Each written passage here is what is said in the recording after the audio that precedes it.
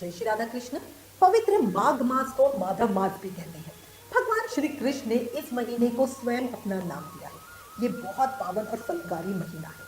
इसमें किए गए मात्र 3 दिन के स्नान से हमारे सभी पापों का अंत होता है और जो पूरे महीने का स्नान व्रत करते हैं वो अपने साथ अपने पूरे परिवार के पापों का अंत करवाते हैं। माघ का पावन पवित्र महीना भक्ति पाने का महीना है। शास्त्रों में कहा गया है कि माघ मास के सभी दिन पर्व है, सभी जल गंगा जल है, सब भूमि तीर्थ नहीं है। माघ का ये पवित्र महीना हमारी अभी की परेशानियों को दूर करता है, मन की इच्छा पूरी करता है, पापों का अंत होता है और मोक्ष मिलता है।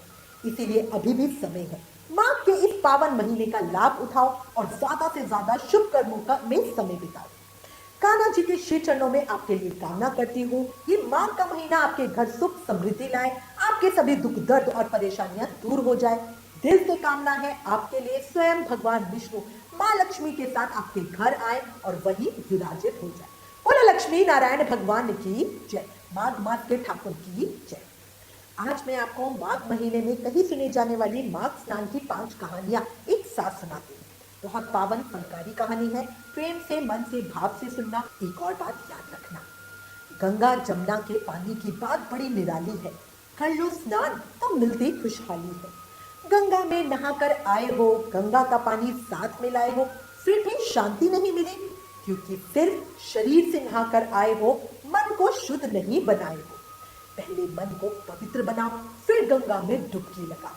बोले गंगा मैया की जय, यमुना मैया की जय, हर हर गंगे, जय मां गंगे। एक समय की बात है जब माघ का पावन महीना चल रहा था। चारों ओर ठंडी हवा बह रही थी, खेतों में हरियाली थी और उसी समय गणेश जी महाराज पृथ्वी पर भ्रमण के लिए आए। गणपति बापा एक खेत में टहल रहे थे। ठंडी ठंडी हवा, प्रकृति की सुंदरता और आनंद में मग्न गणेश जी इधर उधर देख रहे थे। तभी अनजाने में उन्होंने खेत से 12 दाने अनाज के तोड़ लिए। जैसे ही ये हुआ, गणेश जी के मन में गहरा पश्चाताप जाग उठा। वो सोचने लगे, अरे ये मुझसे क्या हो गया, माघ जैसे पवित्र महीने में मुझसे चोरी जैसा कर्म हो गया। गणेश जी स्वयं ही अपने मन से बोले, माघ में तो छोटे से छोटे कर्म का फल भी अनेक गुना होकर मिलता है। अगर इस 12 दानों का फल भोगना पड़ा तो दंड भी बड़ा होगा। इससे अच्छा है पश्चाताप कर लिया जाए। और तभी उन्होंने निश्चय किया, इस पश्चाताप के बदले मैं इस सेठ के यहाँ 12 वर्ष तक सेवा करूंगा। इसके बाद गणेश जी एक गरीब इंसान का रूप धारण करके उस सेठ के घर जाकर बोले, सेठ जी मुझे काम चाहिए। सेठ जी ने सरल स्वभाव देखकर उन्हें काम पे रख लिया। दिन बीतते गए, गणेश जी पूरी ईमानदारी से काम करते रहे, लेकिन कभी कभी उनके कर्म लोगों को अजीब लगते थे। एक दिन सेठानी राख से हाथ धो रही थी। सेठ जी ने तुरंत उसका हाथ पकड़ लिया और मिट्टी से हाथ धुलवा दिया। सेठानी क्रोधित होकर बोली, ये कैसा नौकर है, नौकर होकर मेरा हाथ पकड़ लिया। सेठ जी ने गणेश जी से पूछा, तुमने ऐसा क्यों किया?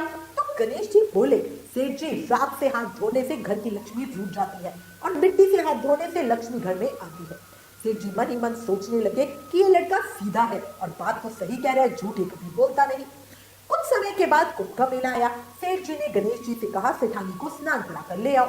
सेठानी नदी के किनारे बैठकर नहा रही थी। गणेश जी ने उनका हाथ पकड़ा और आगे साफ जल में डुबकी लगवा लाई। घर आकर सेठानी रोते हुए बोली, इतने लोगों के सामने मुझे घसीट कर ये पानी के बीच में ले गया। और फिर वही प्रश्न सेठ जी ने गणेश जी से पूछा। गणेश जी शांत स्वर में बोले, किनारे का पानी अशुद्ध था, मैं आगे पवित्र जल में लेकर गया, जिससे अगले जन्म में राजा के घर जन्म मिले। सेठ जी फिर सोच में पड़ गए, ये लड़का गलत नहीं हो सकता। एक दिन घर में हवन चल रहा था। सेठ जी ने गणेश जी को कहा, सेठानी को बुला ला। सेठानी काली चुनरी ओढ़कर चलने लगी तो सेठ जी ने तुरंत काली चुनरी फाड़ दी और कहा, पूजा में लाल वस्त्र पहनिए। सेठानी नाराज हो गई। सेठ जी ने डांटा, तुम बहुत बदमाशी करते हो। तो गणेश जी बोले, पूजा पाठ में काला वस्त्र अशुभ होता है, शुभ कार्य में सदा शुभ रंग ही पहनना चाहिए। और फिर एक दिन पूजा के समय पंडित जी बोले, मैं गणेश जी की मूर्ति लाना भूल गया। तभी गणेश जी बोले, मेरी ही मूर्ति बनाकर विराजमान कर लो, सब काम सफल होंगे। सेठ जी को बहुत गुस्सा आया, लेकिन तभी गणेश जी ने अपना दिव्य रूप धारण कर लिया, साक्षात गणपति बप्पा। सेठ और सेठानी कांपते हाथों से उनकी पूजा करने लगे। पूजा पूर्ण होते ही गणेश जी अंतर्ध्यान हो गए। अब दोनों रोने लगे, हमसे बहुत बड़ा अपराध हो गया। उसी रात गणेश जी सपने में आए और बोले, चिंता मत करो, मैं तो अपने 12 दानों का दोष उतारने आया था, तुम पर कोई दोष नहीं लगा। सुबह दोनों ने देखा घर में अपार धन संपत्ति थी। तो भक्तों, इस कथा की सबसे बड़ी सीख है, ईश्वर सेवा में नहीं भाव में बनते हैं। और अंत में यही प्रार्थना, देवों के सरताज हो ज्ञानवान गुणवान, गणपति बापा मोरिया तुम्हारी लीला बड़ी महान। बोलो गणेश जी महाराज की जय। हे गणपति बापा, इस कहानी को कहते सुनते हुकारा भरते सबके ऊपर अपनी कृपा बनाए रखना। सेठानी को जैसे गलती करने से बचाया ऐसे ही हमें बचाना, और सेठ सेठानी पे जिस तरह कृपा करी वैसे ही कृपा हम सब पर भी बनाए रखना। बोलो गणेश जी महाराज की जय। माघ मास के ठाकुर की जय। बहुत समय पहले की बात है, किसी गांव में एक बुढ़िया रहती थी। वो बहुत धार्मिक प्रवृत्ति की, भगवान विष्णु की अनन्य भक्त, हर साल माघ स्नान बड़े ही नियम से करती। उसके परिवार में सिर्फ एक बेटा बहू थे। एक समय जब माघ का महीना आया तो बुढ़िया माई ने अपने बेटे से कहा कि वो माघ स्नान के लिए हरिद्वार जाएगी और वहीं गंगा जी में माघ स्नान करेगी और एक महीना वहीं रहेगी। बेटे को माँ की बड़ी चिंता थी। उसने अपनी पत्नी से कहा कि माँ के लिए फलहार बना के रख दो, वो कल माँ को छोड़ने हरिद्वार जाएगा। बहू थोड़ा गुस्से स्वभाव वाली थी। सारा घर का काम उसके सर, फिर जाने के लिए फलहार भी बनाना। ये सोचकर बहू को गुस्सा आया और उसने खाली टिफिन ही सास को पकड़ा दिया। पौष पूर्णिमा पर लड़का सुबह ही माँ को लेकर हरिद्वार के लिए निकल पड़ा। रास्ते में बेटा माँ को बोला, माँ आप फलहार कर लो।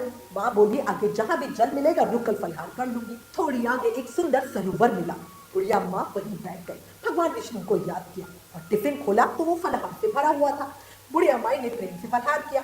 अब बेटा माँ को लेकर हरिद्वार पहुंचा। वहां गंगा जी के पास जगह देकर माँ के लिए एक झोपड़ी बना दी। माँ बोली, बेटा अब तू जा, माँ खत्म होगा फिर मुझे लेने के लिए आ जाइयो। बेटा चला गया। माँ वही रहती रही, बढ़िया गंगा जी में स्नान करती, पूजा पाठ करती। व्रत खोलते हुए जब भी फलाहार करना होता तो टिफिन खोलती तो वो फलाहार से भरा मिलता। वो खाकर सारा समय माला करती रहती। ये बुढ़िया माई का रोज का नियम था। सकट चौथ आई। रात को गणेश जी महाराज ने बुढ़िया माई का दरवाजा खटखटाया। बुढ़िया माई ने दरवाजा खोला और गणेश जी को देखकर बड़ी प्रसन्न हुई। उन्हें चौकी पे बिठाया, बढ़िया तिलकुट बनाकर उनकी विधि विधान से पूजा आराधना की। सकट चौथ की कहानी गई। गणेश जी बहुत प्रसन्न हुए। जाते हुए झोपड़ी की दीवार पर पैर मारा तो वो सोने की हो गई। बुढ़िया माई अच्छे से भक्ति करते हुए माघ स्नान व्रत करती रही। एकादशी का दिन आया। रात को भगवान विष्णु आए। बुढ़िया माई ने दरवाजा खोला और भगवान विष्णु को देखकर बहुत प्रसन्न हुई। बढ़िया पूजा अर्चना की। भगवान विष्णु बहुत प्रसन्न हुए और जाते हुए बुढ़िया माई की झोपड़ी की दूसरी दीवार पर लात मारी तो वो हीरे की हो गई। बुढ़िया माई की भक्ति दिन ब दिन बढ़ रही थी। अमावस्या का दिन आया। अमावस्या के दिन सभी देव पितर आए। बुढ़िया माई ने उनका बढ़िया स्वागत किया। काले तिल से पितरों को तर्पण दिया, उन्हें अर्घ दिया। गंगा जी में उनके नाम से 108 डुबकी लगाई। अमावस्या के देव और सभी पितर बड़े प्रसन्न हुए और बुढ़िया माई को आशीर्वाद दिया और झोपड़ी की तीसरी दीवार में लात मारी तो वो भी सोने की हो गई। बढ़िया भक्ति पूजा में माघ का महीना बीत रहा था और माघ पूर्णिमा आ गई। माघ मास के देवता आए। बुढ़िया माई ने बढ़िया पूर्णिमा स्नान किया, ब्राह्मणों को भोजन करवाया, दान दक्षिणा दी, दीप दान किया। रात को चंद्रमा को अर्घ देकर पूजा अर्चना की। ये सब देखकर माघ मास के देवता बड़े प्रसन्न हुए और बुढ़िया माई को आशीर्वाद दिया। पूरी झोपड़ी कंचन महल हो गई, धन धान्य से भर गई। बुढ़िया माई भी भक्ति के तेज से निरोगी काया वाली हो गई, बहुत हिष्ट पुष्ट, बहुत जवान सी हो गई। अब वो बुढ़िया माई वही रहते हुए तन मन धन से गरीबों की सेवा, भक्ति, भजन, कीर्तन, दान, माला जाप में लगी रहती। अपने हाथों से बनाकर गरीबों को खाना खिलाती। समय धीरे धीरे बीत रहा था। उधर गांव में बेटे को अपनी माँ की याद आई। उसने सोचा चलो चलकर माँ को वापस ले आता हूँ। वो हरिद्वार पहुंचा। सारी जगह देखा, ना झोपड़ी थी ना माँ थी। उसने आसपास लोगों को पूछा, भाई माघ स्नान के लिए मैं अपनी माँ को यहाँ झोपड़ी बनाकर छोड़कर गया था, किसी ने देखा क्या? सबने कहा वहाँ एक बुढ़िया माई तो है, बहुत दानी और भक्तनी है। भक्ति के प्रभाव से रातों ही रात झोपड़ी से महल हो गया। बेटा बहुत आश्चर्य में महल के अंदर गया, माँ से मिला तो माँ को पहचान ही नहीं पाया। माँ की भक्ति की शक्ति देखकर बेटा माँ के पैरों में गिर पड़ा। फिर सारा सामान समेटकर बैलगाड़ी में माँ को बिठाकर घर के लिए निकल पड़ा। घर पहुंचकर जब बीवी ने अपनी सासू माँ की काया पलट और खूब धन देखा तो आंखें फटी की फटी रह गई। सोचने लगी अगले साल मैं अपनी माँ को भेजूंगी माघ स्नान के लिए। समय बीता, माघ का महीना आया। उसने अपनी माँ को पिलवाया। उसकी माँ का मन तो नहीं था इतनी ठंड में माघ स्नान का, पर जब बेटी ने बताया कि सास को इतना पैसा और सुंदर काया मिली तो लालच में माँ ने हाँ कर दी। अब बेटी ने अपने पति को बोला, मेरी माँ को भी हरिद्वार छोड़ कर आओ, अच्छे से रहने का इंतजाम करके आना, और बढ़िया ढेर सारा फलहार बनाकर अपनी माँ को दिया। अब उसकी माँ जमाई के साथ चल दी। जमाई सास को लेकर हरिद्वार पहुंचा। वहां किनारे पर अच्छी जगह देखकर झोपड़ी बनाकर रख दी और खुद वापस आ गया। बहू की माँ का मन तो वैसे ही स्नान, दान, पूजा पाठ में बिल्कुल नहीं था। ऊपर से ठंड देखकर तो वो और निढल हो गई। पूरा दिन सोती रहती, 4 टाइम खाती, जब भूख लगती तो बेटी का दिया फलहार भर भर के खा लेती। उसने एक दिन ना गंगा स्नान किया, वो यूं ही झोपड़ी में पड़ी रहती और ठंड ठंड ठंड करती रहती। गणेश जी आए, दरवाजा खटखटाया, वो बोली बहुत ठंड है, मैं उठी न दरवाजा खोला, गणेश जी यूं ही चले गए। ऐसे ही भगवान विष्णु, अमावस्या के देवता और माँ के देवता आए, पर सब यूं ही के चले गए। माँ देवता ने झोपड़ी में लात मारी तो सब ढेर हो गया। माँ के देवता को देखकर बेटी की माँ बोली, प्रभु आप तो बहुत दोगले हो, मेरी समधन को तो बहुत धन दिया और मेरी तो झोपड़ी भी तोड़ दी। तो माँ के देवता बोले, तुमने उसका धन देखा, उसका कर्म नहीं, उसकी भक्ति पूजा पाठ नहीं। स्त्री लक्ष्मी की तरह चंचल होती है, पर हर स्त्री को चाहिए कि वो अच्छे कर्म करती रहे, अतिथि का सत्कार करे। इतना कहकर माँ देवता अंतर्ध्यान हो गए और बेटी की माँ सुअर योनि में चली गई। अब हर समय वो गंध में पड़ी रहती और हुर हुर करती रहती। उधर जैसे ही माँ खत्म हुआ, बेटी को अपनी माँ की चिंता सताने लगी और वो अपने पति को बोली, अपनी माँ को तो लेने बड़े जल्दी से चले गए थे, पर अभी तक मेरी माँ को लाने की कोई सुध नहीं है। अब ये सुनकर जमाई अपनी सास को लेने के लिए हरिद्वार पहुंचा। वहां ना सास ना झोपड़ी। फिर आसपास लोगों को पूछने लगा तो सब बोले, यहाँ पे एक पापिन रहती थी, एक दिन भी गंगा स्नान नहीं किया। भगवान ने झोपड़ी में लात मारी तो झोपड़ी गिर गई और वो सुअरी बन गई। अब जमाई ने बड़ी मुश्किल से सास बनी सुअरी को बैलगाड़ी में बिठाया और अपने घर ले आया। वहां बेटी को पूरा यकीन था कि मेरी माँ तो सास से भी ज्यादा धन लेकर आएगी, पर जब पति ने आकर सारी बात बताई तो वो जोर जोर से रोने लगी। एक संत के पास गई और सारी बात बताई। तब वो संत बोले, तेरी सास ने भक्ति और सत्य से स्नान किया, तभी भगवान ने प्रसन्न हुए और तेरी माँ ने पाप में पड़ी रही, गंगा जी के पास होते हुए भी एक दिन नहीं नहाई। माँ के पवित्र महीने तीरथ पर जाकर बेटी के घर का खाना खाया। अब बेटी क्षमा मांगने लगी। तब उस संत ने कहा कि अगर तेरी सास अगले साल माघ नहाए और तेरी माँ तेरी सास के नहाए हुए पानी में नहाए तो वो वापस स्त्री बन जाएगी। अब बहू सास को मनाने लगी माघ नहाने के लिए। सास तो हर साल नहाती ही थी, अगले साल भी नहाई। स्वरी को नाली के पास बिठाया। नहाने का पानी जब स्वरी पर पड़ा तो वो वापस औरत बन गई। हे माघ मास के देवता, हे माघ मास के ठाकुर, जैसे आप लड़के की माँ पर बरसे, वैसे ही आप इस कहानी को कहते सुनते हुकारा भरते सब पर बरसना। जैसी आलसी बहू की माँ थी वैसे कोई ना बनी। बोलो माघ मास के ठाकुर की जय, विष्णु भगवान की जय। बहुत समय पहले की बात है, किसी गांव में एक भील बिल्ली रहती थी। वो जंगल से पंछी जानवर पकड़कर बेचकर अपना गुजारा बसर करते। बहुत बार तो रोटी भी उन्हें नसीब नहीं होती। भील बिल्ली अपनी हालत से बड़ी दुखी रहते, कितनी भी मेहनत करते पर कुछ पैसे बचा नहीं पाते। समय यूं ही कट रहा था। एक समय भिल्ली पानी भरने के लिए नदी के पास गई तो वहां औरतें माघ स्नान व्रत की चर्चा कर रही थी। भिल्ली वहीं खड़ी होकर उनकी बातें सुन रही थी। कुछ देर बाद भिल्ली उन औरतों से बोली, बहन ये माघ स्नान व्रत करने से क्या होता है? तो एक औरत बोली, माघ मास बहुत पावन है, जो इस मास में सुबह सूर्योदय से पहले स्नान कर ले और पूरा दिन सिर्फ एक बार भोजन करे तो उसके सभी पापों का अंत होता है। भगवान उस पर प्रसन्न होकर जीवन के सभी सुख देते हैं। कल से ही माघ का पावन महीना शुरू हो रहा है। भिल्ली ने पूछा, बहन पूजा कैसे करूं, मुझे तो कुछ आता नहीं। तो वो स्त्री बोली, सुबह जल्दी नदी पर नहा लो, भगवान का नाम लो, पीपल तुलसी पर दीप प्रज्वलित करो और दिन में एक समय खाना खाओ। भिल्ली बोली, हाँ ये तो मैं कर सकती हूँ। भिल्ली बड़ी खुशी हुई और सोचने लगी कि हम पिछले जन्मों के पाप कर्मों की वजह से ही तो एक गंदा काम करते हैं। अगर कान्हा जी चाहे तो मैं भी माघ स्नान व्रत करूं और अपने पापों से मुक्त हो जाऊं। ये सोचकर खुशी खुशी वो घर आई और अपने पति को नदी किनारे हुई सारी बात बताई। फिर उसकी बातें सुनकर हंसने लगा और बोला, ये सब पैसे वालों के लिए है, हमारे लिए नहीं। हमें तो कोई मंदिर में पूजा भी नहीं करने देगा। भिल्ली बोली, हम तो ये स्नान व्रत भगवान के लिए करेंगे, इसमें पैसे वालों की बात कहाँ से आई? पर फिर भी भील उसे बहस करता रहा और उल्टा सीधा बोलता रहा।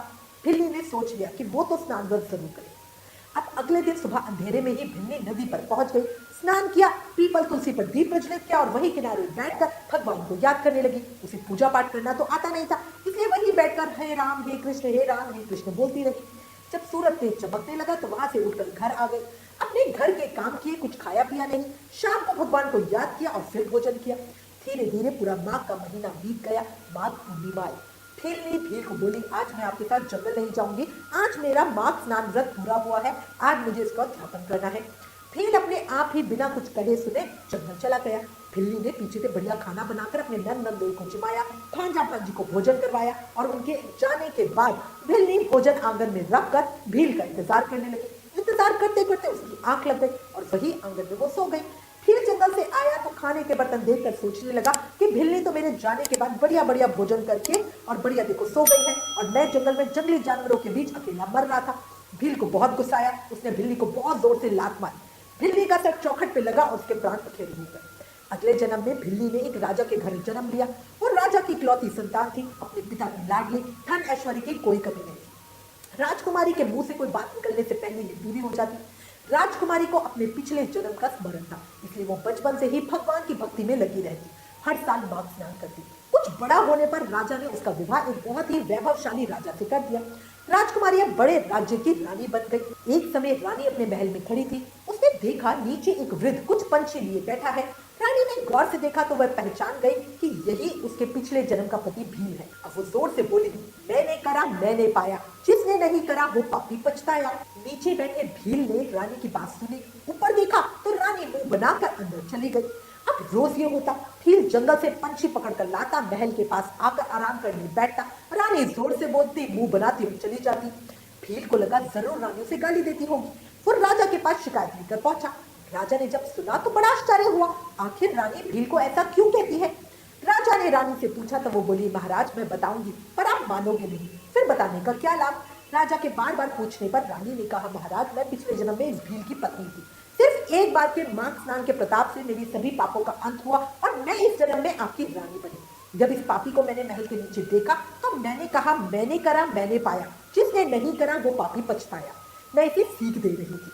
राजा ने पूछा, क्या सच्ची रानी इस माघ स्नान का इतना प्रताप है। रानी बोली, जी महाराज मैं तो ये माघ स्नान व्रत बचपन से कर रही हूँ, तभी आप देखें हमारा राज्य खुशहाल है, सब तरफ धन संपदा है, शत्रुओं से हमें कोई भय नहीं, धन धान्य योग्य संतान, निरोगी काया, हम सभी सुखों से परिपूर्ण है। राजा ने भील को बुलाकर पूछा तो भील ने बताया, जी महाराज मैंने गुस्से में आकर अपनी पत्नी को लात मारी तो वो दीवार से टकराई और उसकी वहीं मृत्यु हो गई। राजा ने भील को अपनी पत्नी द्वारा बताई बात बताई तो भील भी हैरान था। फिर माघ आने पर राजा रानी और भील तीनों ने माघ स्नान व्रत किया। कुछ समय में ही भील की मृत्यु हो गई और वो अनंत काल तक स्वर्ग में निवास करता रहा। राजा रानी आनंद पूर्वक अपना राज्य से भोगते रहे और माघ स्नान करते रहे। अंत में वो दोनों भी वैकुंठ को प्राप्त हुए और श्री हरि के चरणों में रहे। हे माघ मास के ठाकुर, इस कहानी को कहते सुनते हुकारा भरते सभी के मन की इच्छा पूरी करना, सब पर कृपा करना, अपना आशीर्वाद प्रेम हम सब पर बनाए रखना। बोलो माघ मास के ठाकुर की जय, माघ मास की जय। बहुत समय पहले की बात है, किसी गांव में एक बुढ़िया माई अपने इकलौते पोते के साथ रहती थी।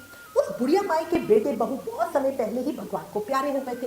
बुढ़िया माई लोगों के घर काम करती ताकि अपने पोते और अपने लिए खाना पीना जुटा सके। बुढ़िया माई बहुत भागवत भक्त थी, भगवान विष्णु की अनन्य भक्त। हर साल माघ मास स्नान व्रत का नियम लेती। भरी ठंड में भी नदी पर स्नान करने जाती।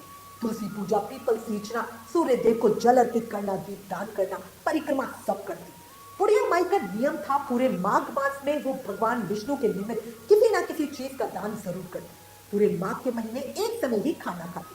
जब से बेटा बहू गए तो वो अपनी हर प्रार्थना में अपने पोते के लिए ही सब मांगती। भगवान विष्णु की कृपा से जिंदगी बढ़िया चल रही थी, किसी चीज की कमी नहीं थी।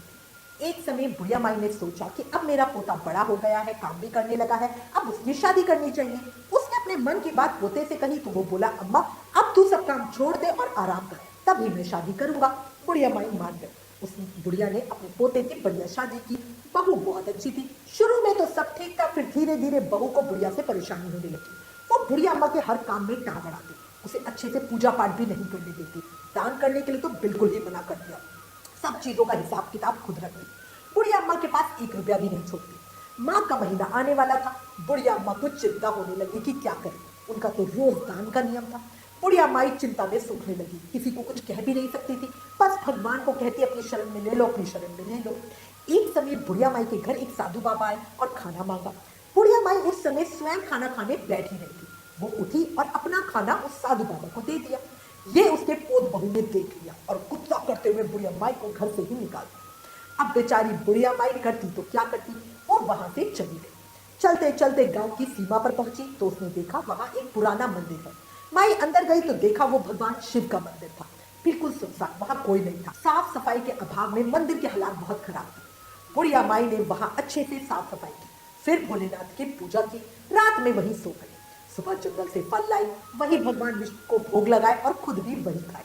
अब बुढ़िया माई वही रहने लगी, भक्ति भाव से भगवान शिव की, भगवान विष्णु की पूजा करती, ध्यान जाप करती। धीरे धीरे लोग वहां आने लगे। बुढ़िया माई को कुछ ना कुछ दान दक्षिणा दे जाते। बुढ़िया माई खुशी से उन पैसों और चीजों से भगवान की सेवा पूजा करती, साधु संतों की सेवा करती। माघ का महीना आया। अब बुढ़िया माई को कोई चिंता नहीं थी। उन्होंने माघ स्नान व्रत किया, जो भी दान दक्षिणा का पैसा था उसी से भूखों को खाना खिलाती, साधु संतों की सेवा करती। भगवान विष्णु अपने भक्त की सेवा पूजा से बहुत प्रसन्न थे। उन्होंने माई को आशीर्वाद दिया, जिससे उनके हाथों में सत आ गया। मंदिर में बहुत लोग आते, पर जिसके सर पर भी माई हाथ रख देती उसकी कामना पूरी होती ही होती। लोगों ने इसी चमत्कार को महसूस किया। अब ज्यादा भक्तों की भीड़ मंदिर में रहती। माई के पास अच्छी खासी दान दक्षिणा इकट्ठी होती, पर माई सब सेवा में ही लगाती। उधर दूसरी तरफ माई के अपने घर से जाने के बाद उसके पोते का काम चौपट हो गया। घर में खाने के लाले पड़ गए, बहू का गर्भपात हो गया, जिससे वो हमेशा दुखी रहती। लोगों ने कहा बुढ़िया माई के प्रताप से ही घर में बरकत है। उनके घर से चले जाने के बाद घर की बरकत, माँ लक्ष्मी की कृपा सब चले गए। पोते और बहू ने बुढ़िया माई को ढूंढने का बहुत प्रयास किया, पर उन्हें वो कहीं ना मिली। एक दिन बहू की माँ ने अपनी बेटी को मंदिर वाले चमत्कार के बारे में बताया और कहा कि दामाद जी को लेकर उस मंदिर में जाओ। अगर उस अम्मा ने सर पर हाथ रख दिया तो व्यवसाय भी चलेगा और गोद भी भर जाएगी। बहू पति को लेकर उस मंदिर में गई। वहां जाकर देखा तो सामने बुढ़िया अम्मा थी। पोता अपनी दादी को देखकर खूब रोया। बहू ने भी माफी मांगी। बुढ़िया माई ने कहा मुझे कोई गिला शिकवा नहीं, जो तू मुझे घर से ना निकालती तो फिर मैं इतनी सेवा पूजा कैसे कर पाती। ये भगवान की ही कृपा है कि उन्होंने मुझे अपनी सेवा में लिया। पोते ने वापस घर चलने के लिए कहा, पर बुढ़िया अम्मा ने साफ मना कर दिया। प्यार से अम्मा ने बहू पोते के सर पर हाथ रखा। अम्मा और लोगों के समझाने पर बहू पोता वापस घर चले गए। बुढ़िया अम्मा भगवान की कृपा को महसूस कर रही थी। भगवान की कृपा से वो हमेशा चाहती थी, आज वो कर पा रही थी। कुछ समय बाद बहू पोता वापस मंदिर आए और बताया कि बहू गर्भवती है, साथ ही व्यापार में उन्नति भी हुई है। बुढ़िया माई अपने ठाकुर जी को लाखों धन्यवाद दे रही थी। अब सब कुछ बढ़िया था। हे भगवान विष्णु, हे माघ मास के ठाकुर, हे माधव, इस कहानी को कहने से मैं उकारा बढ़ने वाले सब पर अपनी कृपा बनाए रखना। बुढ़िया माई की तरह हम सब की मनोकामना पूरी हो। हमें भी भगवान अपनी सेवा पूजा भक्ति दे। जय श्री राधा कृष्ण। माधव मास की जय। माघ मास के ठाकुर की जय। माघ के इस पवित्र महीने में थोड़ा सा पुण्य भी हमें बहुत अधिक फल देने वाला है। इस पवित्र महीने में नियम से स्नान और पूजा भक्तों के जीवन को खुशियों से भर देती है। अब आज इस वीडियो में आपको माघ मास में कहीं सुने जाने वाली 5 कहानियां बताती हूँ। बहुत सुंदर कहानियां हैं। माघ मास में रोज इसे नियम से माघ महात्म के साथ सुने। इसे सुनने मात्र से हमें कृष्ण कृपा और भक्ति मिलती है। आज की वीडियो में आपको गणेश जी की कहानी, माघ स्नान की कहानी, माघ में पीपल सींचन की कहानी और तुलसी सींचन की कहानी सुनाऊंगी। रोज पूजा के बाद माघ महात्म का एक अध्याय सुने और फिर ये कहानियां सुने। ये सुनते हुए हाथ में फूल, तिल या चावल और दक्षिणा जरूर रखें। अब एक जयकारी के साथ शुरू करते हैं। बोलो लक्ष्मी नारायण भगवान की जय। माघ मास के ठाकुर की जय। त्रिलोकी नाथ की जय। बहुत समय पहले की बात है। एक नगर में एक प्रतापी राजा राज्य करता था। उसकी 2 रानियां थी। बड़ी रानी स्वभाव से घमंडी, कुटिल और ईर्ष्यालु थी। उसके 2 पुत्र भी थे, इसलिए उसे अपने घमंड का और अधिक एहसास था। इसके विपरीत छोटी रानी अत्यंत विनम्र, दयालु और सरल स्वभाव की थी। वो गणेश जी महाराज की अनन्य भक्त थी। हर दिन पूरे भाव से गणपति पापा की पूजा करती, दीप प्रज्वलित करती, मोदक चढ़ाती और बस यही प्रार्थना करती कि हे विघ्नहर्ता, हमारे राज्य के सभी दुखों को हर लो, मेरे पति के सभी दुखों को हर लो। लेकिन उसकी जिंदगी का एक सबसे बड़ा दुख ये था कि उसे कोई संतान नहीं थी। बड़ी रानी को राजा का छोटी रानी के पास जाना भी सहन नहीं होता था। एक बार राजा ने तीर्थ यात्रा पे जाने का निश्चय किया। राजा ने बड़ी रानी से पूछा, तुम भी मेरे साथ चलो? बड़ी रानी बोली, नहीं, आप अकेले जाइए, हम यही रहकर राज्य संभाल लेंगे। राजा ने पूछा, मेले से तुम्हारे लिए क्या लेकर आऊं? बड़ी रानी ने लंबी सी लिस्ट राजा के हाथ में पकड़ा दी। महंगे कपड़े, गहने, बच्चों के खिलौने, आभूषण, सब कुछ। फिर राजा ने यही प्रश्न छोटी रानी से भी किया। छोटी रानी ने सर झुकाकर कहा, महाराज, आपने मुझे सब कुछ दे रखा है, मुझे और कुछ नहीं चाहिए। राजा तीर्थ यात्रा के लिए निकल पड़े। रास्ते में सोचने लगे, छोटी रानी कभी अपने लिए कुछ नहीं मांगती, क्यों ना उसके लिए गणेश भगवान की एक सुंदर प्रतिमा ले चलूं। राजा ने वैसा ही किया। तीर्थ से एक अत्यंत सुंदर गणेश जी की प्रतिमा लेकर आए। राजमहल लौटकर बड़ी रानी को उसका सारा सामान दे दिया और छोटी रानी को वो प्रतिमा भेंट कर दी। छोटी रानी की आंखें भर आई। उसने श्रद्धा से प्रतिमा को पूजा घर में स्थापित कर दिया। और भक्तों, जैसे ही गणेश जी की प्रतिमा महल में स्थापित हुई, चमत्कारों की तो वर्षा होने लगी। पड़ोसी राज्य से चल रहा युद्ध समाप्त हो गया और राजा को विजय मिली। राज्य में वर्षों से चली आ रही जल समस्या अपने आप ही समाप्त हो गई। कुएं, तालाब, सरोवर सब अपने आप स्वजल से भर गए। फसलें लहरा उठी। कुछ महीनों बाद छोटी रानी गर्भवती भी हो गई। राजा का आनंद देखने लायक था, लेकिन बड़ी रानी का हृदय ईर्ष्या से जल रहा था। वो सोचने लगी कि जब से ये गणेश भगवान की प्रतिमा आई है सब अच्छा ही अच्छा हो रहा है। उसने अपनी दासियों को बुलाया और प्रतिमा चुराने का आदेश दिया।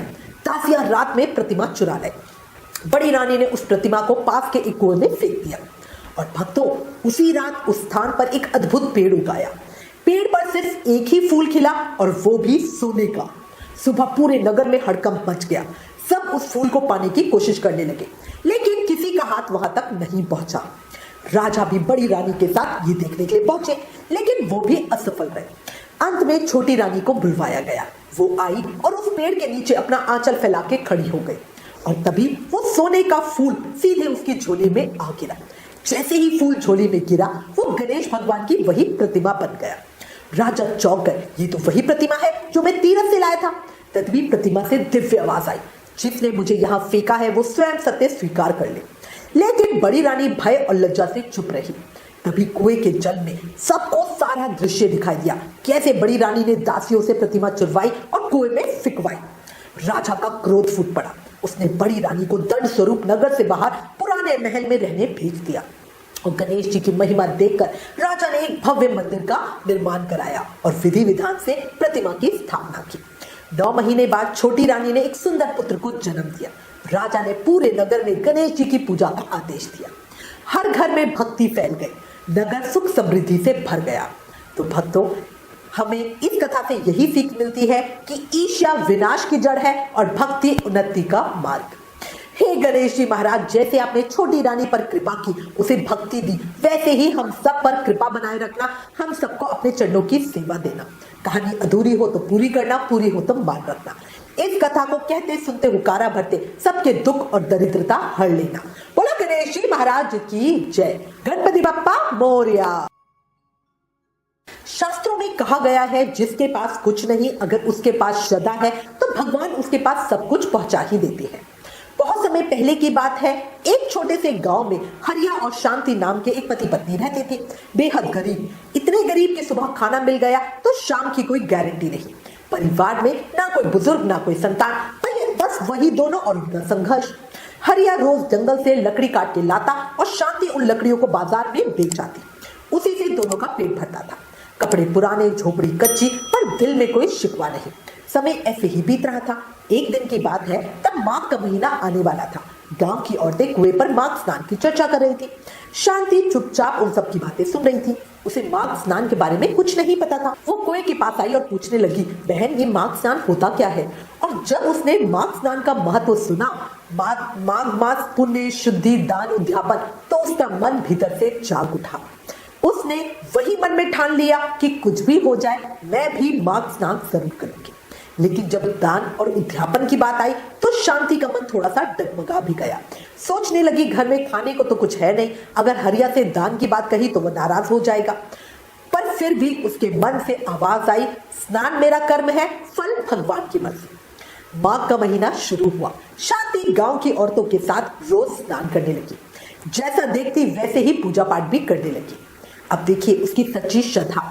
वो रोज लकड़ी के गट्ठर से एक लकड़ी अलग रख देती थी और सोचती थी माघ के अंत में इन्हें बेचकर उद्यापन करूंगी। रोज स्नान, आंवला, पीपल सींचना, मन में बस भगवान का नाम। धीरे धीरे पूरा महीना बीत गया। माघ 14 के दिन शांति ने उन बचाई हुई लकड़ियों को बांधा और बाजार बेचने के लिए चली गई। बाजार पहुंचकर वो हैरान रह गई। वो लकड़ियां चंदन की बन गई। उसी समय नगर के राजा की सवारी उधर से गुजर रही थी। चंदन की खुशबू इतनी तेज थी कि राजा खुद ब खुद रुक गए। राजा ने पूछा, ये लकड़ियां किसकी है? शांति डरते डरते बोली, हुक्म मेरी है। राजा ने पूछा, क्या लोगी? तो उसने बोला, जो आप दे देंगे वही ले लूंगी, बस मुझे तो 5 ब्राह्मणों को जिमाना है। राजा समझ गए कि ये लकड़ियां अनमोल है। उसने तुरंत अपने सेवकों से कहा कि 5 ब्राह्मणों को जिमाने जितना सीधा इस बहन के घर पहुंचा दो। अब सारा सामान उसके घर आ गया। शांति की आंखों में आंसू आ गए कि ठाकुर जी ने कितनी कृपा करी है। माघ पूर्णिमा आई। उसने बढ़िया स्नान किया, सामान से लड्डू, चूरमा और जो भी बना सकती थी सब बनाया। खाना बस इतना ही बना कि 5 ब्राह्मण चीम सके। हरिया के मन में लालच आया, इतना अच्छा खाना हम ही खा लेते, क्योंकि उसने तो उससे पहले इतना अच्छा खाना देखा नहीं था। पर शांति अडिग थी। उसने कहा, भगवान का वचन पहले निभाएंगे। उसने बढ़िया ब्राह्मणों को भोजन कराया, दक्षिणा दी और दिल से आशीर्वाद लिया। और भक्तों, जैसे ही ब्राह्मण आशीर्वाद देके खड़े हुए, पूरी झोपड़ी महल बन गई। रसोई में 36 तरह के व्यंजन प्रकट हो गए। हरिया और शांति भगवान की कृपा देखकर नतमस्तक हो गए। अब ना गरीबी थी, ना कोई चिंता, सिर्फ संतोष और भक्ति का माहौल था। ये प्रसंग हमें बताता है, दान धन से नहीं, नियत से होता है। हे मधुसूदन भगवान, जैसे आपने शांति का माघ स्नान पूर्ण कराया, वैसे ही इस कथा को कहते सुनते हुकारा भरने वाले सबका स्नान, व्रत और जीवन सफल बनाना। अपनी कृपा हम सब पर बनाए रखना। बोला लक्ष्मी नारायण भगवान की जय। माघ मास के ठाकुर की जय। शास्त्रों में कहा गया है, जिसने भगवान का हाथ थाम लिया उसका कोई कुछ नहीं बिगाड़ सकता। बहुत समय पहले की बात है, एक गांव में एक बुढ़िया माई अपने इकलौते पोते के साथ रहती थी। बेटा बहू बहुत पहले ही भगवान को प्यारे हो चुके थे। अब वही बुढ़िया माई लोगों के घर काम करके अपने पोते और खुद का पेट पालती थी। शरीर बड़ा था लेकिन मन श्रद्धा से भरा हुआ था। वो भगवान विष्णु की अनन्य भक्त थी। हर साल माघ मास आते ही वो नियम लेती। माघ स्नान, तुलसी पूजा, पीपल सींचना, सूर्य को जल अर्पित करना, दीप दान, परिक्रमा, सब नियम निभाती। और एक नियम कभी नहीं तोड़ती, माघ में रोज किसी ना किसी चीज का दान करना। यम के लिए घड़ा दान करना वो कभी नहीं भूलती थी। बेटा बहू के जाने के बाद उसकी हर प्रार्थना बस पोते के लिए ही होती थी। भगवान की कृपा से जिंदगी ठीक ठाक ही चल रही थी। समय बीता, पोता बड़ा हुआ, काम करने लगा। बुढ़िया माई ने कहा, अब तेरी शादी कर देनी चाहिए। पोते ने कहा, अम्मा अब तू काम मत कर, आराम कर, तब मैं शादी करूंगा। बुढ़िया माई मान गई। शादी हुई। बहू देखने में बहुत अच्छी थी। शुरू में सब ठीक रहा, लेकिन धीरे धीरे बहू को बुढ़िया माई से परेशानी होने लगी। हर काम में रोक टोक, पूजा पाठ में बाधा, दान करने से तो बिल्कुल साफ मना कर दिया। घर का पूरा हिसाब बहू ने अपने हाथ में ले लिया। बुढ़िया माई के पास 1 रुपया भी नहीं छोड़ती। माघ का महीना पास आ रहा था। बुढ़िया माई भीतर ही भीतर सोचने लगी। उसका तो जीवन ही माघ व्रत पर टिका था। वो किसी से कुछ नहीं बोली, बस भगवान से कहती, हे प्रभु मुझे अपनी शरण में ले लो, मुझे अपनी शरण में ले लो। एक दिन घर पर एक साधु बाबा आए और भोजन मांगा। उस समय बुढ़िया माई खाना खाने बैठी रही थी। वो उठी और अपना भोजन साधु बाबा को दे दिया। ये दृश्य बहू ने देख लिया। गुस्से में आग बबूला हो गई और बुढ़िया माई को घर से बाहर निकाल दिया। अब वो बेचारी जाए तो जाए कहां। चलते चलते गांव की सीमा पर पहुंची। वहां एक पुराना उजड़ा हुआ भगवान शिव का मंदिर था। सुनसान, गंदा, टूटा फूटा। बुढ़िया माई अंदर गई, आंसू पोंछे, प्रेम से मंदिर साफ किया, भोलेनाथ की पूजा की। रात वही भूखी सो गई। फिर जंगल से फल लाई, भगवान को भोग लगाया और खुद भी वही फल खाए। अब वही उसका घर बन गया। दिन रात भगवान शिव और भगवान विष्णु का जप करती, पूजा करती, भजन करती। धीरे धीरे कुछ लोग वहां आने लगे। कोई पैसा, कोई अनाज, कोई कपड़ा दे जाता। बुढ़िया माई सब कुछ भगवान की सेवा में ही लगा देती। साधु संतों की सेवा करती, भूखों को खाना खिलाती। अब माघ का महीना आया। इस बार उसे कोई चिंता नहीं। पूरे नियम से माघ स्नान, व्रत और दान दिया। भगवान विष्णु अपने भक्त की भक्ति से अत्यंत प्रसन्न हुए। उन्होंने माई को एक दिव्य आशीर्वाद दिया। उसके हाथ में सत आ गया। जिसके सर पर माई हाथ रख देती उसकी मनोकामना पूरी हो ही जाती। चमत्कार फैल गया। भक्तों की भीड़ लगने लगी। उधर दूसरी तरफ जिस घर से बुढ़िया माई गई थी वहां सब कुछ उलट गया। पोते का काम चौपट हो गया। घर में खाने की कमी हो गई। बहू का गर्भपात हो गया। दुखी दुख, दुखी दुख। लोग कहने लगे बुढ़िया माई ही लक्ष्मी थी, उसके जाने से घर की बरकत ही चली गई। एक दिन बहू की माँ ने उस मंदिर के चमत्कार की बात अपनी बेटी को बताई। बहू पति को लेकर मंदिर पहुंची। जैसे ही पोते की नजर बुढ़िया माई पे पड़ी वो रो पड़ा। बहू ने भी रो रो कर माफी मांगी। बुढ़िया माई बोली, मुझे कोई गिला शिकवा नहीं। अगर तुम मुझे घर से ना निकालती तो मैं भगवान की इतनी सेवा कैसे कर पाती। पोते ने कहा, अम्मा घर चलो। बुढ़िया माई मुस्कुरा दी। अब मेरा घर यही है। बुढ़िया माई ने प्रेम से दोनों के सर पर हाथ रखा। कुछ समय बाद ही बहू फिर मंदिर आई खुशखबरी लेकर। वो गर्भवती थी और व्यापार भी चल पड़ा। बहू की बातें सुनकर बुढ़िया माई आंखें बंद करके अपने ठाकुर जी को दिल ही दिल धन्यवाद दे रही थी। तो भक्तों, इस कथा की सीख साफ है, भगवान जब रास्ता बदलते हैं तो मंजिल और भी ऊंची कर देते हैं। माघ व्रत ऐसा व्रत है जो इस लोक में सुख और परलोक में मुक्ति देता है। हे भगवान विष्णु, हे माघ मास के देव, हे भगवान मधुसूदन, इस कथा को कहते सुनते हुकारा भरने वाले सब पर अपनी कृपा बनाए रखना। बोलो विष्णु भगवान की जय, मधुसूदन भगवान की जय, माधव मास की जय। दीन बंधु दीनानाथ, मेरी डोरी तेरे हाथ। कहा गया है भगवान को पाने के लिए धन नहीं, दिल की सच्चाई चाहिए। बहुत समय पहले की बात है, एक गांव में एक गरीब किसान रहता था। उसकी पत्नी का देहांत बहुत पहले हो चुका था। घर में बस वो और उसकी एक बेटी थी। किसान दिन रात खेतों में मेहनत करता, फिर भी इतना नहीं कमा पाता कि दोनों समय भरपेट भोजन कर सके। पर उसकी बेटी संस्कारों की खान थी। वो भगवान विष्णु की अनन्य भक्त थी। रोज नियम से पूजा, नाम स्मरण और मन ही मन भगवान से बातें करती। एक दिन माघ का महीना आने वाला था। वो गांव के कुएं पे पानी भरने गई। वहां गांव की औरतें माघ स्नान की चर्चा कर रही थी। लड़की ने जिज्ञासा से पूछा, अम्मा माघ मास का इतना महत्व क्यों है? तभी एक वृद्ध अम्मा बोली, बिटिया माघ मास भगवान विष्णु को सबसे प्रिय है। इस मास में स्नान, व्रत, पूजा, तुलसी और पीपल को सींचने से भगवान मधुसूदन को बहुत प्रेम होता है। लड़की ने पूछा, अम्मा पीपल की पूजा क्यों करते हैं? तो अम्मा मुस्कुराई और बोली, बिटिया पीपल में ब्रह्मा, विष्णु और महेश तीनों का वास होता है। पीपल सींचने से भगवान विष्णु विशेष रूप से प्रसन्न होते हैं। बस ध्यान रखना, रविवार को पीपल की पूजा नहीं करनी चाहिए। ये बातें लड़की के दिल में उतर गई। उसने ठान लिया, मैं भी माघ मास का स्नान व्रत करूंगी। माघ का महीना आया। वो रोज बहुत सुबह कुएं पर स्नान करती, घर आकर भगवान विष्णु की पूजा करती। उसका घर खेतों के बीच था। तुलसी तो घर पर ही थी, लेकिन पीपल घर से बहुत दूर था। फिर भी वो रोज पैदल पीपल तक जाती, जल चढ़ाती, दीप प्रज्वलित करती और वहीं खड़े खड़े भगवान से बातें करती। वो कहती, हे प्रभु मेरे पिता बहुत मेहनत करते हैं, फिर भी गरीबी पीछा नहीं छोड़ती। माघ मास में उसने पूरे नियम से स्नान और व्रत किया, बिना किसी शिकायत के। भगवान उसकी भक्ति से बहुत प्रसन्न थे। माघ शुक्ल एकादशी की सुबह जब वो पीपल सींच रही थी, तो अचानक पीपल से एक दिव्य कन्या प्रकट हुई। उस कन्या ने कहा, मैं लक्ष्मी हूँ, मैं रोज तुम्हारी बातें सुनती हूँ, मैं तुम्हारी सखी बनना चाहती हूँ। लड़की घबरा गई। उसने विनम्रता से कहा, मैं अपने पिता से पूछकर बताऊंगी। घर जाकर उसने पिता को सब बताया। पिता स्वयं भी भागवत भक्त थे। उन्होंने कहा, जहाँ भगवान विष्णु होते हैं वहां माता लक्ष्मी अवश्य होती है। ये तुम्हारी भक्ति का ही फल है। दूसरे दिन द्वादशी को पीपल के नीचे माँ लक्ष्मी फिर प्रकट हुई। लड़की ने बड़े प्रेम से कहा, आज से आप मेरी सहेली हैं। दोनों सखियों की तरह बातें करने लगी। कुछ दिनों के बाद माँ लक्ष्मी उसे अपने धाम ले गई। वहां का वैभव देखकर लड़की चकित रह गई। भोजन, सेवा, सम्मान सब अद्भुत। लौटते समय माँ लक्ष्मी ने पूछा, अब तुम मुझे अपने घर कब बुलाओगी?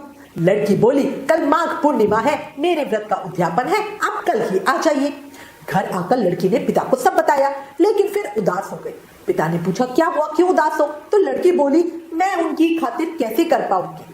पिता मुस्कुराए और बोले, बेटी माँ लक्ष्मी को धन नहीं, स्वच्छता और भाव चाहिए। घर साफ करके खीर बना लेना। लड़की ने घर की पूरी बढ़िया साफ सफाई की, बहुत बढ़िया खीर बनाई। पीपल के पास जाके माँ लक्ष्मी को बुलाया। उनके साथ भगवान विष्णु भी पधारे। लड़की ने दोनों की सेवा की, भोग लगाया। प्रसन्न होकर भगवान विष्णु बोले, बेटी तुम क्या चाहती हो? लड़की ने कहा, हे प्रभु मुझे धन नहीं चाहिए, बस आपकी भक्ति और सेवा चाहिए और जीवन भर माघ व्रत करने का सौभाग्य मिल जाए। भगवान ने कहा, ऐसा ही होगा। जैसे ही वो अंतर्ध्यान हुए, झोपड़ी महल बन गई। घर धन धान्य से भर गया। तो भक्तों, इस कथा की सीख है, जो भगवान से भगवान को ही मांगता है, भगवान उसे सब कुछ अपने आप ही दे देते हैं।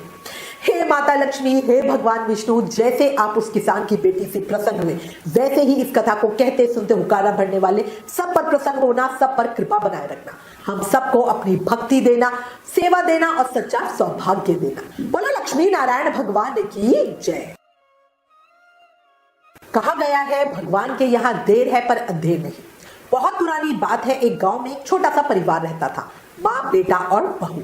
बहू बहुत ही सीधी सादी और शांत स्वभाव की थी, पर सास बहुत झगड़ालू, घमंडी और कठोर दिल की थी। वो अपनी बहू पर अत्याचार करती, दिन भर का काम करवाती और खाने में बस एक सूखी रोटी देती। पति को इस सब की भनक रही थी। वो सुबह होते ही खेतों पे चला जाता और बहू घर के काम में लग जाती। एक दिन बहू ने देखा पड़ोसन नया मटका लाई है। बातों बातों में पड़ोसन ने बताया कि वो माघ स्नान की तैयारी कर रही है। बहू ने जिज्ञासा से पूछा, माघ मास क्या होता है? तो पड़ोसन बोली, माघ मास तुरंत फल देने वाला महीना है और अगर कोई सिर्फ माघ में स्नान करके तुलसी माता को जल चढ़ा दे तो इससे भी उसके जीवन की सारी परेशानियां दूर हो जाती है। ये बात बहू के दिल में उतर गई।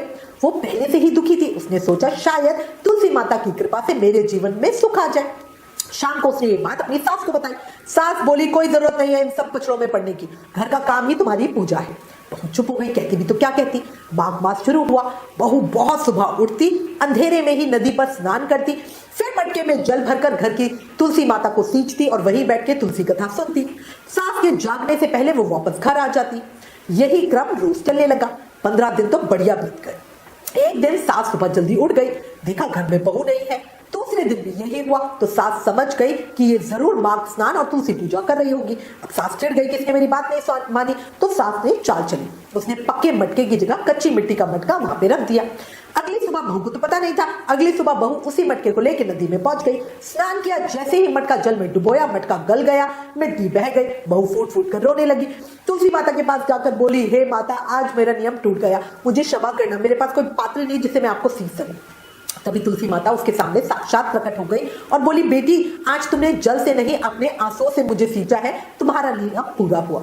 बहू खुश भी हुई और घबरा भी गई। बोली, माता, कल मैं जल कैसे लाऊंगी? सास को पता चला तो गुस्सा करेगी। तुलसी माता ने उसे एक सोने का मटका दे दिया। बहू खुशी खुशी घर आई। सास ने देखा कि मटका सोने का है तो बहू ने सारी बात सच बता दी। सास अंदर से तो खुश थी पर बाहर से दिखावा करती हुई बोली कि सोने का मटका लेके जाएगी तो कोई छीन लेगा, कल जाके दूसरा मटका तुलसी माता से मांग लेना। अगले दिन बहू फिर तुलसी माता के पास गई, रोने लगी। तुलसी माता ने उसे चांदी का मटका दे दिया। फिर घर आई, सास ने वो मटका भी रख लिया। फिर अगले दिन वो तुलसी माता के पास पहुंची।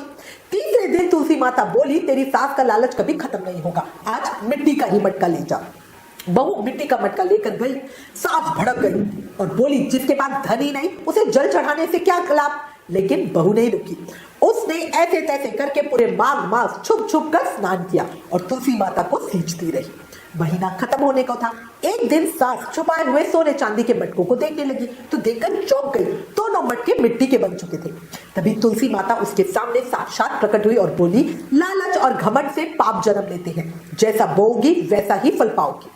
अब सास की आंखें खुल गई। तुलसी माता के दर्शन करके जो उसके अंदर का पाप था वो भी टल गया। वो रो पड़ी, क्षमा मांगने लगी। तुलसी माता ने क्षमा कर दिया और आशीर्वाद दिया। तो भक्तों, तुलसी माता की कृपा से तीनों मटके फिर से सोने के बन गए। अब सास और बहू मिलकर रोज तुलसी माता की पूजा करने लगी। घर अन्न धन से भर गया। भक्ति में दिखावा नहीं, विश्वास चाहिए। हे तुलसी माता, आपने सभी भक्तों पर ऐसे ही अपनी कृपा बनाए रखना। बोला तुलसी माता की जय। माघ मास के ठाकुर की जय। लक्ष्मी नारायण भगवान की जय। अगर आपको माघ मास की ये कहानियां पसंद आई तो प्लीज इसे और लोगों के साथ शेयर कीजिए, क्योंकि ज्ञान बांटने से बढ़ता है। Please like, share and subscribe. Thank you. जय श्री राधा कृष्ण।